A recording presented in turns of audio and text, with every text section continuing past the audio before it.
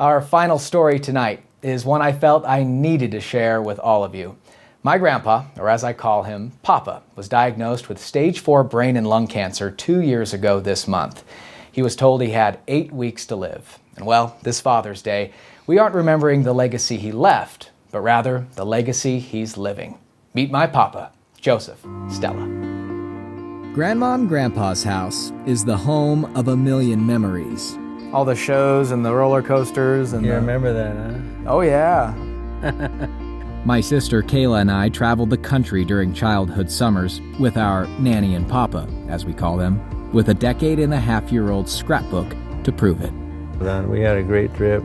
This is my Papa, now 78 years old, with memories of his grandkids punching through the pages. Brother and sister have been known to Throw punches. spar a little bit. But it was a great time, it really was. I wouldn't trade one of those memories for anything. And God gave me those before this took place. Out in his backyard, the yard where he practiced to become one of the best archers in northern Nevada, where he and I would fly arrows and forget reality, here changed his life forever in June of 2017. I tripped on the black PVC, laying on top of the red tile, and I hit so hard, it's a wonder it didn't break my nose. I landed squarely on my nose, and it didn't hurt my nose at all. Maybe it's the Italian in me. I don't know. Devastating news was on our doorstep. But I was diagnosed with stage 4 lung cancer.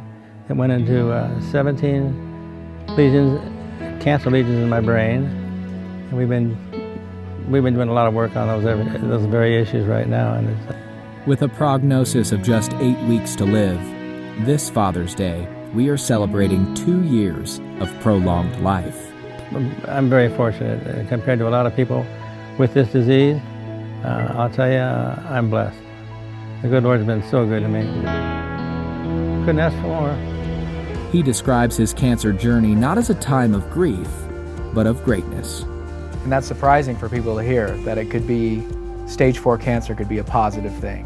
The disease is not such a bad thing if you take it in context. It worked out well for the family, and if I had to be the scapegoat, so be it.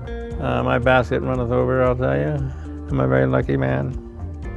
If you were to say something to someone at home who maybe just got a cancer diagnosis, what would you say? Continue your life like it didn't happen. Spend the quality time with those you love around you, and don't worry about the diagnosis. It will happen when it happens. Don't make it a big deal. That works best for me. We don't see him as full of cancer, but full of courage and of compliments. Your white teeth, they really stand out. Thank you. You bet. And you're my favorite grandson. So you've got a lot going for you. Thanks, Papa. You're welcome.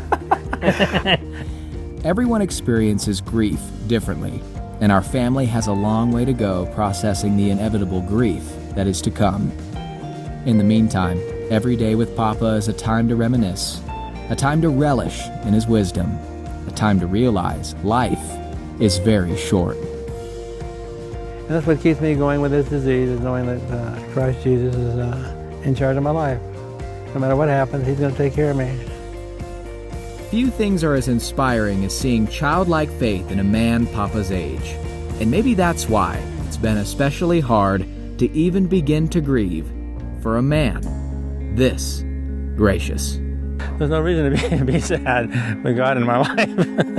There's no reason to be sad at all. And I'm a very lucky man. My cup runneth over. My quiver is full of wonderful arrows.